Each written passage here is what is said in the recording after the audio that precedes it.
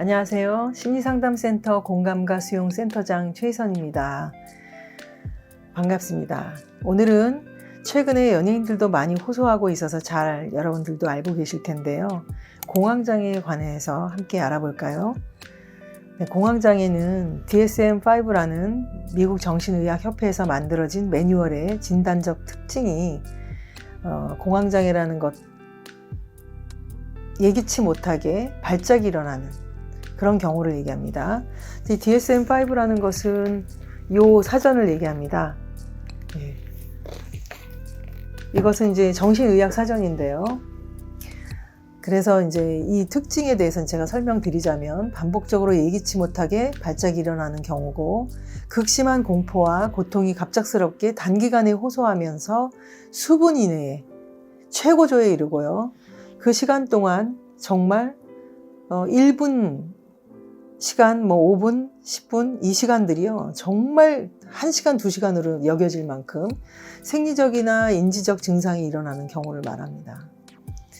공황장애는 불안장애에 속하는데요. 이것을 경험한 사람은 강한 미지의 불안을 갑작스럽게 호소하면서 어지럽고 몸이 춥거나 열이 오르고 숨 막히고 심장이 터질 것 같다고 표현하기도 합니다.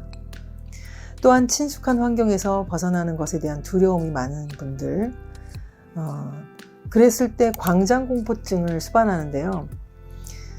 이런 걱정과 불안의 증상을 얘기하는 건데요.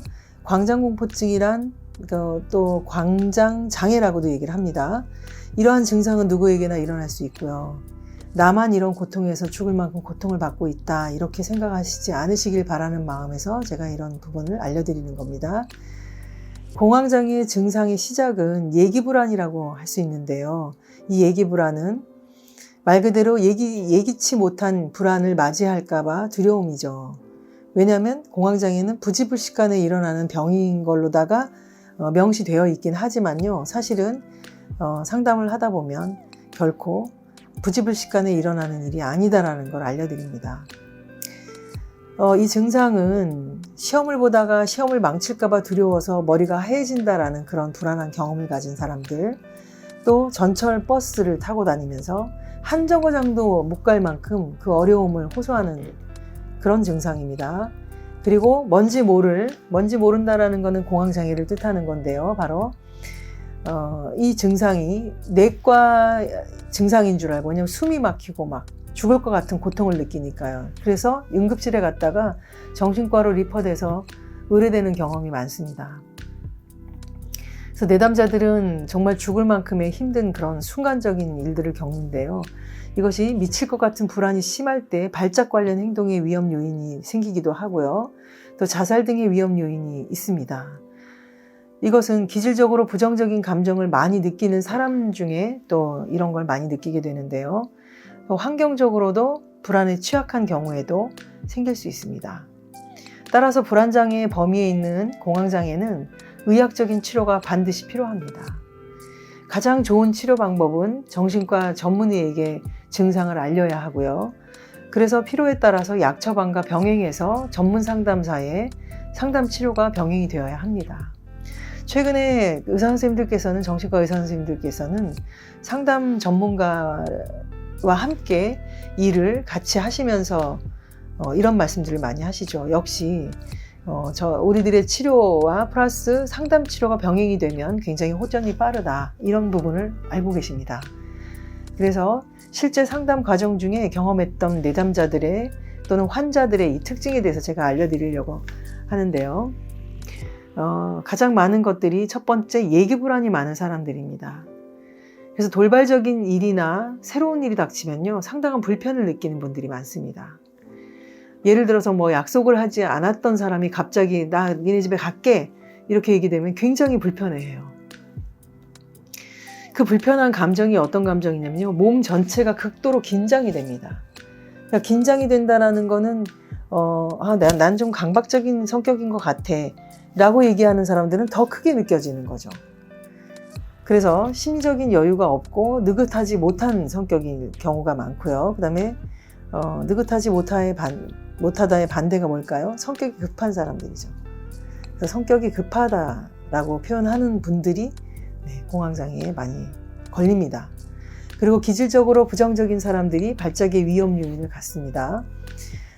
긴 터널을 통과하기 어렵다. 이 발작이라고 얘기를 할 수 있는 게 이게 뭐냐면요. 순간적인 고통을 받는데 죽을 것 같다고 호소를 하고요. 긴 터널 밖에다가 차를 세워놓고 오도 가도 못하는 거죠. 운전을 하다가. 그런 경우요. 그 다음에 바른 말만 하고 거짓말을 잘 못하는 분들이 많습니다. 왜냐하면 거짓을 전한 다음에 나중에 그 뒷수습을 하기가 힘들기 때문이죠. 그래서 법이나 규칙을 이분들은 철저하게 지킵니다. 그래서 편법이나 융통성을 싫어하는 분들이 많이 계시죠. 왜냐하면 이후에 돌아올 그런 불안의 후환이 두렵기 때문입니다. 그러면서 또 예기불안이 생기죠. 예기불안을 가장 두려워하는 분들이기 때문에요. 또 새롭고 창조적인 일을 하기보다는요, 주어진 일만 열심히 하는 스타일입니다. 여자의 경우는 결혼하면 퍼펙트하게 잘하는 현모양처형인 경우가 많습니다. 그래서 아이들이나 남편이나 어른들에게 굉장히 올인하면서 생활을 하게 되죠. 그런데 이 내조에 대해서 남편은 숨이 막히고 아이들도 숨 막힙니다. 그리고 바람을 피우기도 합니다. 그래서 남편의 바람이 드러나면 정말 올인했던 이 아내가 대폭발을 하게 되는 이유가 바로 거기 있습니다.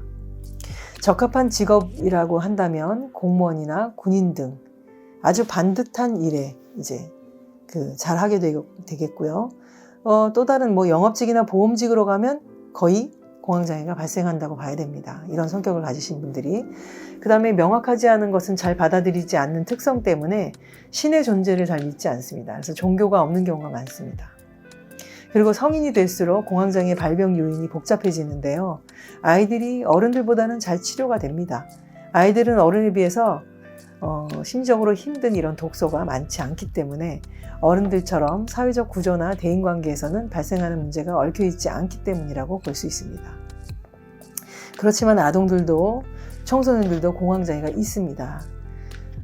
그래서 자칫 자살하는 경우도 있고요. 이런 친구들은 이런 문제에 어리기 때문에 자살을 어떻게 해? 라고 얘기를 하실 수도 있는데요. 합니다.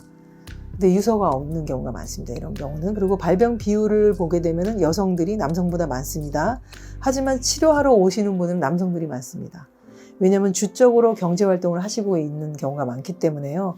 이 치료하지 않으면 사회활동이라든지 대인관계적으로 힘들기 때문입니다. 그래서 생계에 당장 문제가 생기기 때문에 더욱 급박하게 치료에 매달리는 것으로 분석이 됩니다. 공황장애를 약하게라도 경험한 경우에는 치료가 잘 됩니다.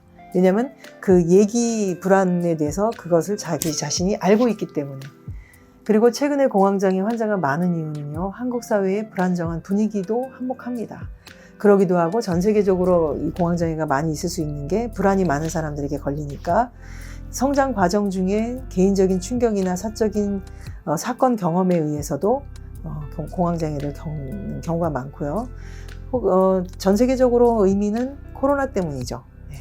기질적으로 환경적으로 나약한 입장에서의 상황 때문이기도 하답니다. 그래서 코로나 때문에 저희들이 상담을 굉장히 많이 했습니다.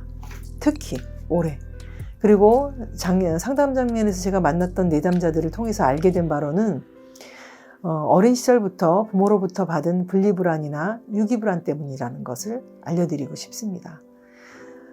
또는 부모로부터 받은 학대라든지 구타에 대한 기억 등이 정신적인 외상, 즉 트라우마가 공황장애의 주 원인이 되는 것으로도 밝혀지기도 합니다. 그래서 최근 들어서 특히 정신과의 환자가 가장 많이 호소하는 증상 중에 하나가 바로 이 공황장애인데요. 지금 급하게 달려왔습니다. 네.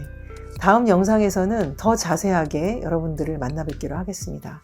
여러분들이 이것을 보실 때는 출근하실 때도 보실 수도 있고, 아침에 회사에 출근하셔서 다 정리가 된 상황에서도 보실 수 있는데요. 자, 오늘 제가 이건 무거운 얘기긴 하지만 그래도 여러분들 제가 또 다음에 공황장애에 관련된 걸 연결해서 알려드리겠습니다. 자, 오늘 하루도 즐겁고 행복한 하루 되시기 바랍니다. 감사합니다. 다음에 뵙겠습니다.